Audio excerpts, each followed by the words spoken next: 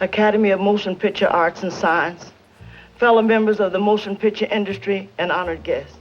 This is one of the happiest moments of my life. You said that you wanted to pursue the project to show the strength of Black women. It's quite interesting when you said that, because you also referred to your mother as well. Is that one of the other reasons behind you going and pursuing this project? Yes, I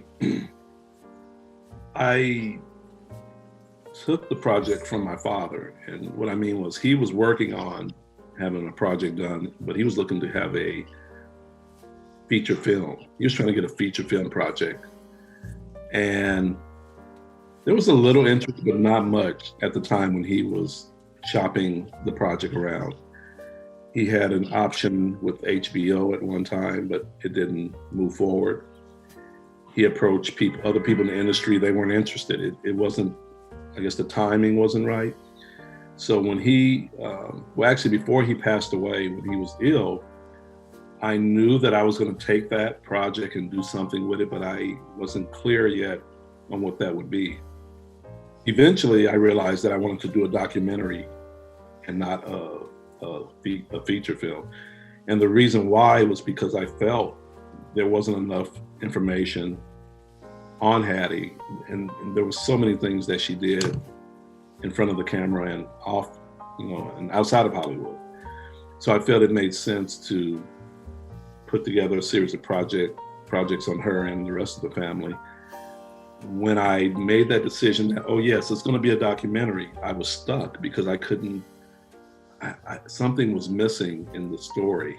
I just didn't want it to be a few interviews, a few pictures, the end. I wanted it to have some type of meaningful thread. And as I thought about Hattie and what she accomplished as a Black woman, first as a woman, period, but as a Black woman, I also started to think about my mother and what she did. And I thought about, wow, every Christmas we had presents. I always had new clothes for school. There was always food. And my mother at that point was separated from my father. So my mother was a single woman with 3 kids. And as a kid, you can take these things for granted. As far as where these things come from, you're not really thinking about it. It's just there. So, of course, looking back now as an adult, it just amazes me how amazing she was. And then it made me think of women, period, how amazing women are, period. And how women are able to take any situation, no matter how much or how little they have, and make it work. And that was the thing that fueled the story for me. Women might do 1,000 things, and maybe you get recognized for 3 of them. It's like, hey, look at me. You don't see all this stuff I'm doing over here? And you might go, oh, that's great, but what about this other 999 things? So it just made me want to create the story even more.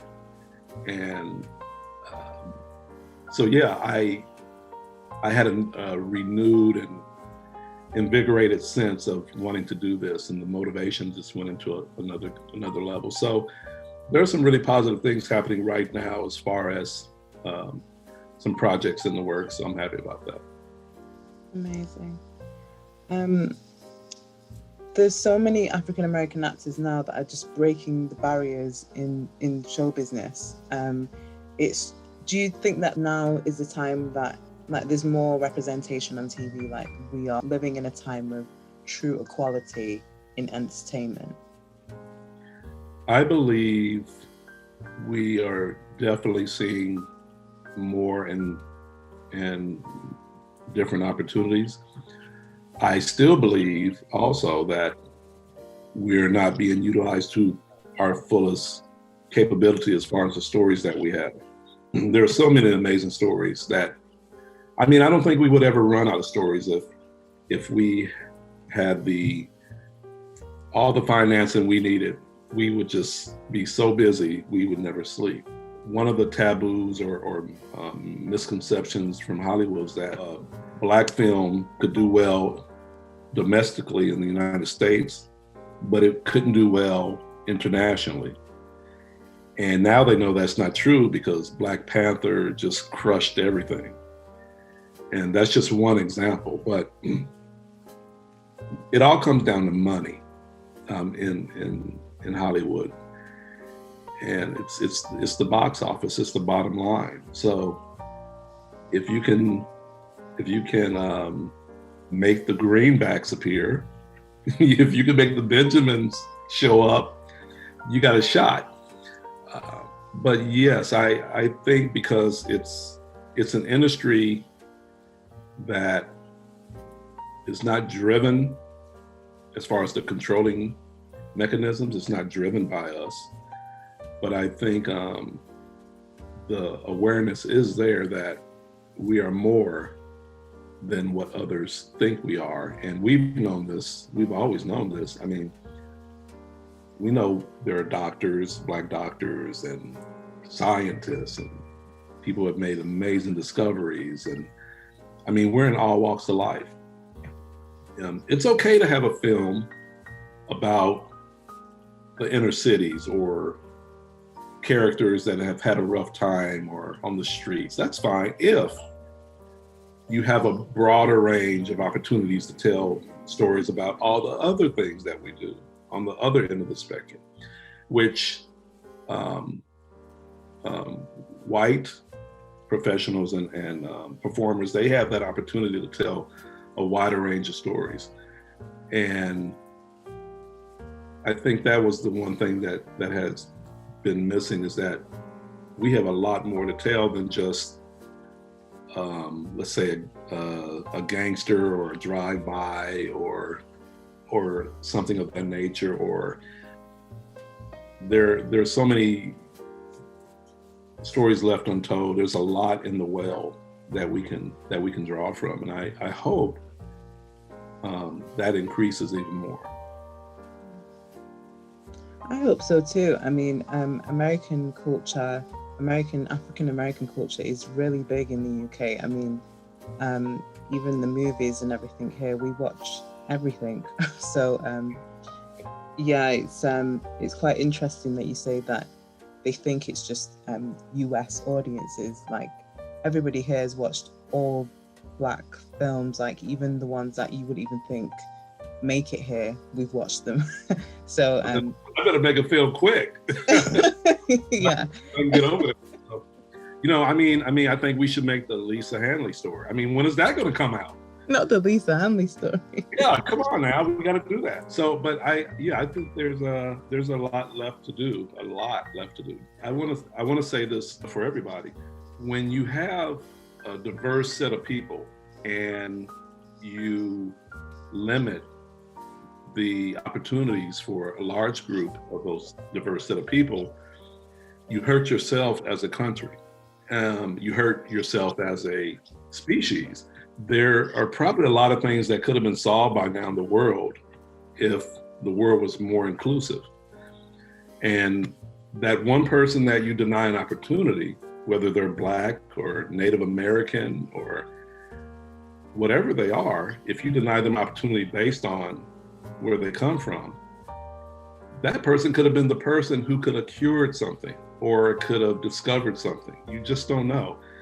And I think it's a terrible thing to limit the capabilities of the world. It's like having 5 sets or 5 groups of food in front of you, and you know each one of those food groups is good for you, but you only try one.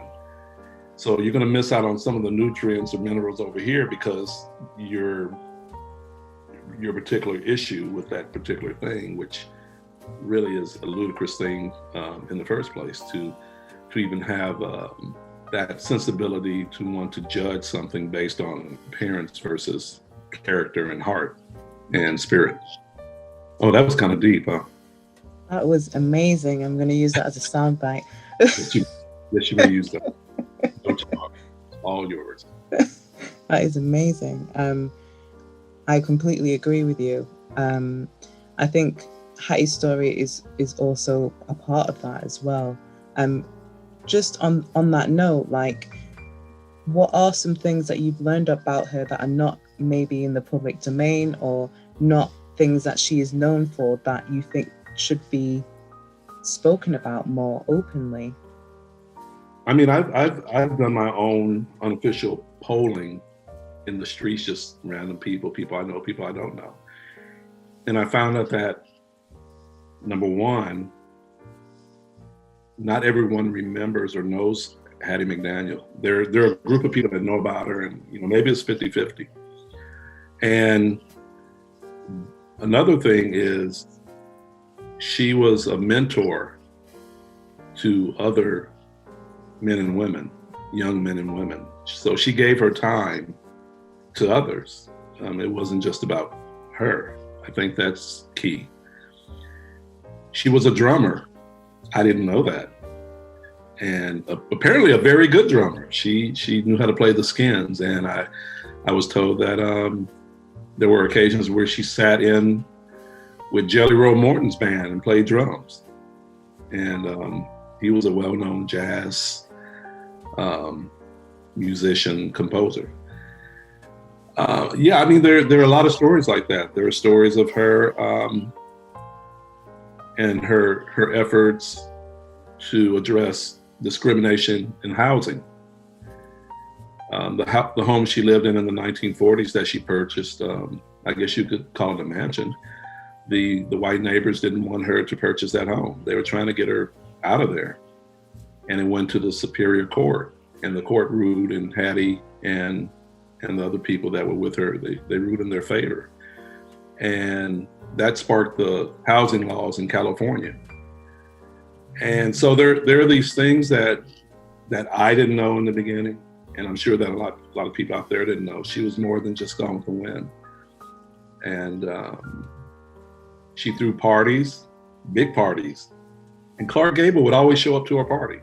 I mean, they were really that close. And so, I mean, she was a friend to a lot of people in the industry, black or white. It didn't matter. It didn't matter to her, which is the way it should be. I mean, it shouldn't be about skin tone. It shouldn't be about economic status. I mean, everybody deserves dignity, I believe, from the homeless person on the street to the president of the United States, well, most of them. But yeah, everybody deserves dignity, respect, consideration. And the world doesn't always operate that way, unfortunately. And you said as well that she also sang for the troops of World War II. Yeah, she, there was an organization created called the Hollywood Victory Committee. And the objective of the Hollywood Victory Committee was that there were entertainers who would entertain the troops during World War II. Some of them would be on leave and in between, their assignments. And Clark Gable was the chairman of the Hollywood Victory Committee on the white side. Hattie was the chairman of the Hollywood Victory Committee, the Negro division. And there again, we have division. But having said that, she entertained troops. She helped raise money for the war efforts, selling war bonds and doing appearances and going to hospitals and visiting wounded soldiers. And so, I mean, when you group all these things together, you see a more well-rounded woman. And that's every woman. If I go back to what I mentioned earlier, that women aren't appreciated the way they should be. Women do a lot of things. And I'm glad I recognize it. But even myself, there was a time when it just went over my head. I mean, I guess that's just a way of society. A man's a man and a woman's a woman. And you kind of, it's almost like a format, but it shouldn't be a format, just so regimented. But yeah, I definitely started to have my lens sharpened to where I was able to say, yes, you know what? Women are badass. Women are incredible. And so all these things that I mentioned about Hattie, and I could say this for pretty much everyone, is that there are these various layers and dynamics that are involved.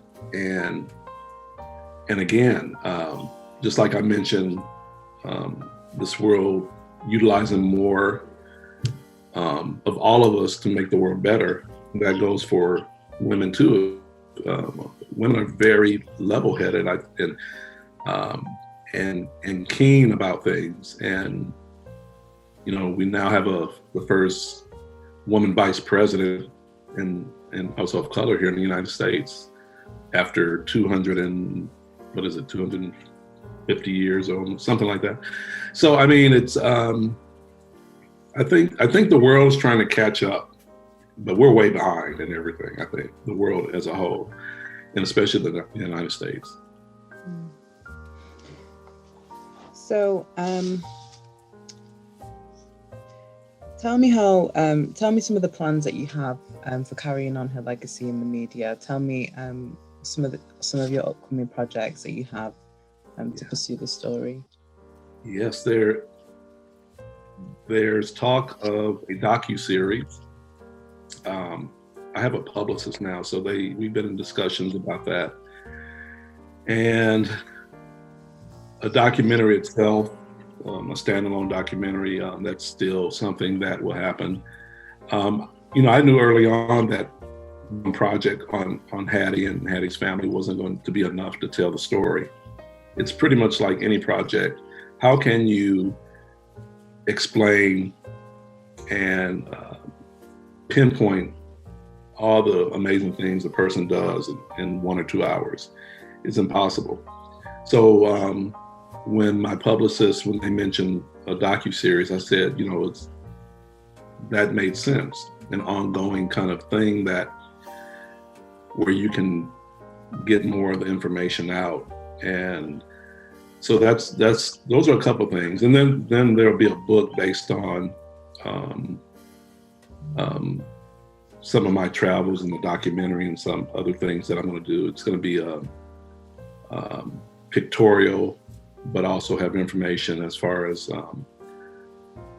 Hattie and how she connected to the industry and outside of the industry, and also the other family members, her parents. So I'm going to go into that in book form. And I'm also looking into starting a foundation. I haven't figured out yet all the parts of the foundation, what type and all the initiatives, but that's something that we're talking about. So I think 2021, 22, 23, and before I retire, I want to get a lot of these things done before I'm on some island, but that's down the road. But yeah, a lot of exciting things. There's a website right now that we're developing. We'll probably release it next month. It's HattieMcDaniel.com. Mm-hmm. So that we'll definitely have that launched in February. All the information for all the projects will be on the website? Yeah, there will be a lot of information on there. February was the month she won the Oscar. So we thought it made sense to release it in February, and that gives us a few extra weeks to kind of sharpen and fine tune some things. But yeah, it will have a lot of information on there, information about the podcast, which is another project I'll be working on, a podcast about Hattie and the family. Now, I have projects that I'm working on outside of the family, outside of Hattie and the McDaniels. But it just made sense to work on these stories first because they were right there, and Hattie's been bugging me from above. I knew it was something my father wanted to complete and he didn't get to complete it. So it just made sense that this was the project or series of projects that I would work on and get those up and running, and then I could move on and do other things. The Lisa Hanley story. I could do, whatever it is. There are a multitude of other things that I'm creating right now, like concepts. And you're gonna go back into acting? Yeah, I mean, I didn't abandon it completely. I don't like auditioning, so that could be a problem, right? Yeah. And it's funny. The last few acting projects that I had, and there weren't a lot of them, especially towards the end of the last ones I did, but I accepted those projects because I didn't have to audition. It was kind of easy, and I was like, oh, I don't have to. Oh, okay, and you're gonna pay me? Okay, I'll show up. I just didn't like the whole process. And naturally, if Martin Scorsese or some big time director, producer calls me and they said, Kevin, we're considering you. We'd like you to audition. Okay, I'll audition. But it hasn't been calling me in that way yet, but I know that's coming around the corner. And then there's voiceover. There's a lot of, I'm always doing voices around the house and different things. I've been doing that since I was a kid. So I figured I'd do some voiceover stuff. I have some ideas. It's almost like going back to radio. So I thought, bring 21st century radio back in a different way. And then I could do those, oh, I've loved you for 1,000 years. I could do these various voices and nobody would say, who is that guy? They wouldn't realize it's me. So yeah, I'm looking forward to those things. That's so cool. How can people find you if you want people to find you? Yeah, well, I'm in San Diego. I can be reached through the Hattie Mcdaniel site. I have a personal site that's going to be in development soon. I have a meeting for that in a few days. So it's going to be, I don't know what I'm going to call it, Kevin J Goff. I don't know. But it's going to be a site of all the different things I'm doing. Amazing. And I'm on social media. I'm on Instagram and Twitter, LinkedIn, and Facebook under my name. So it's easy to find me. So you're at Kevin J Goff on all social media platforms? Yes, pretty much. Amazing. Kevin J Goff. Amazing. Okay, then I'll put it underneath your on your lower third when I edit the interview. Yeah. I think on Facebook. Yeah, I mean it's my name on all of them. If you put that in, I had to put the middle name in because there are a lot of other Kevin Goffs I found out. Oh wow, it's a very strong name, Kevin J Goff. Sir, no, I can't put Sir Kevin J Goff. I do sometimes say that though, out of humor. But next time I'm going to see you, you're going to have a top hat and a stick and everything. Sir Kevin J. I might have one over there somewhere. I should have put it on. Maybe next time. It was so nice speaking with you. Yeah, likewise. I love what you're doing, the Scrutiny Hour, and I know you have other things probably going on. So if there's anything I can do for you and put the word out about the things you're doing, let me know. And yeah, you're doing great things because I discovered you through hearing one of your podcasts about another gentleman, and I started listening. I was like, wow, that was really a great podcast. I enjoyed that, and I guess that's why I'm here today. We were able to connect and talk about things like Hattie and people that are past and present that are doing things. Amazing. Thank you so much. I mean, I'm doing it all on my own. I'm a bit of a one-man band at the moment, but it's expanding and I'm very excited. I'm very lucky that I get to pick my own stories and everything. It's very rare that a journalist gets to do that here. Yeah, I applaud you. As I mentioned, women they don't always get enough acknowledgement. So, Miss Hanley, I applaud you. You're doing amazing things. I'm a new fan. I'm going to keep up with what you're doing. Looking forward to that. Thank you so much.